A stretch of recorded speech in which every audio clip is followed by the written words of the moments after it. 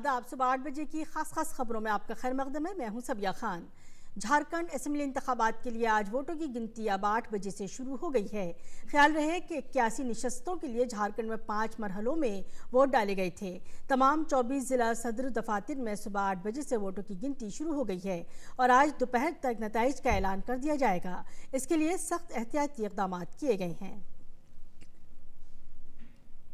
दिल्ली के रामलीला मैदान से वज़ीर आज़म नरेंद्र मोदी ने कल शहरियत कानून पर हुकूमत का मौक़िफ़ वाज़ेह किया। वज़ीर आज़म ने शहरियत कानून के ताल्लुक़ से मुल्क भर में जारी मुज़ाहिरों पर कहा कि ये कानून मुल्क के हिंदू मुस्लिम के लिए नहीं है।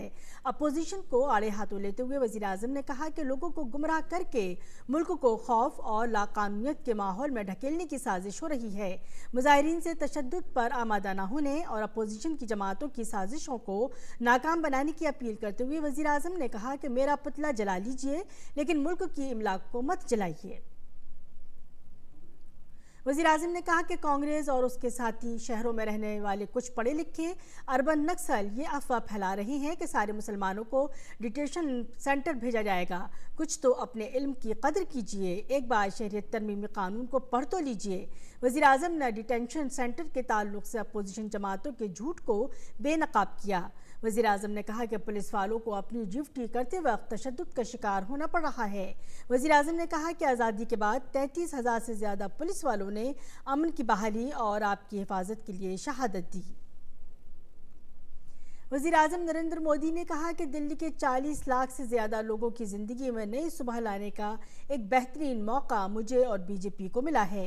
वज़ीर आज़म ने कहा कि हमने एक तरफ वीआईपी लोगों से दिल्ली के 2000 से ज़्यादा बंगले खाली करवाए हैं। वज़ीर आज़म नरेंद्र मोदी ने कहा कि शहर में आलूदगी कम हो, इसके लिए भी हमने मुसलसल कोशिश की है। गुज़श्ता 5 वर्षों में दिल्ली में सैकड़ों नए CNG स्टेशन बनाए गए हैं। उन्होंने कहा कि यहाँ जो सनतें चल रही हैं उनमें से निस्फ को PNG से चलने वाला बनाया जा चुका है। मरकजी वजीर प्रकाश जावड़ेकर ने दिल्ली हुकूमत को तनकीद का निशाना बनाया है। जावड़ेकर ने कहा कि लोगों को फैसला करना है कि उनको जिलावतनों को पनाह देने वाली हुकूमत चाहिए या उनकी मुखालिफत करने वाली हुकूमत चाहिए। उन्होंने कहा कि उनको मेट्रो बढ़ाने वाली हुकूमत चाहिए या मेट्रो रोकने वाली हुकूमत चाहिए। जावड़ेकर ने कहा कि दिल्ली की तरक्की सिर्फ बीजेपी ही कर सकती है। शहरियत तरमीमी कानून 2019 की हिमायत में नागपुर में मुनक़िद रैली से खिताब करते हुए मरकजी वजीर नितिन गडकरी ने कहा कि जिलावतन लोगों के मसाइल को पहली मरतबा मरकजी हुकूमत ने इस कानून के ज़रिए हल किया है। साथ ही उन्होंने कहा कि भारतीय सकाफ़त का मकसद तमाम मज़ाहिब का एहतराम करना है। 66वीं कौमी फिल्म अवार्ड्स आज नई दिल्ली की एक तकरीब में दिए जाएंगे। ये अवार्ड्स नायब सदर जमहूरिया वेंकैया नायडू अता करेंगे। गुजराती फिल्म हेलारो को बेहतरीन फीचर फिल्म का अवार्ड दिया जाएगा। बॉलीवुड अदाकार आयुष्मान खुराना और विकी कौशल को फिल्म अंधाधुन और उड़ी में उनकी अदाकारी के लिए बेहतरीन अदाकार के इनाम के लिए मुंतखब किया गया है। कीर्ति सुरेश को तेलुगु फिल्म महांती में उनके किरदार सावित्री के लिए बेहतरीन अदाकारा के लिए अवार्ड दिया जाएगा।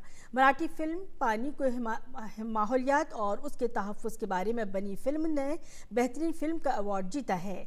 उत्तराखंड को सबसे ज़्यादा माहौल दोस्त फिल्मी रियासत का अवार्ड दिया जाएगा।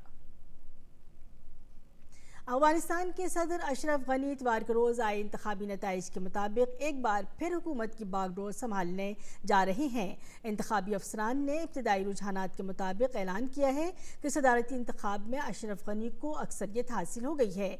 कमीशन के मुताबिक 28 सितंबर को हुए इलेक्शन में गनी को 50.64% वोट मिले हैं, जबकि उनके हरीफ अब्दुल्ला को 39.52% वोट हासिल हुए हैं। लेकिन इसके बावजूद इंतखाबी नताइज हतमी नहीं माने जा सकते हैं, क्योंकि गनी के असल हरीफ अब्दुल्ला ने कहा है कि वो नताइज को चैलेंज करेंगे। 3 दिसंबर को नाइजीरिया के साहिल के करीब एक तिजारती जहाज से समुद्री लुटेरों ने 18 भारतीयों को यरगमाल बनाया था। उन्हें रिहा कर दिया गया है। नाइजीरिया के भारतीय मिशन ने उन सभी का शुक्रिया अदा किया है जिन्होंने अगवा भारतीयों की बाहिफाजत रिहाई के लिए कोशिशें की हैं। भारतीय शहरियों को बोनी जजीरे पर समुद्री लुटेरों के एक ग्रुप ने हांगकांग के जहाज़ पर कंट्रोल हासिल करने के बाद अगवा कर लिया था। मिशन के जहाज़ के अमले के अफराद के अगवा का मामला नाइजीरियाई हुकूमत के साथ उठाया था, जिसके बाद उन्हें रिहा कर दिया गया। खबरों में इतना ही। इजाज़त दीजिए। आदाब।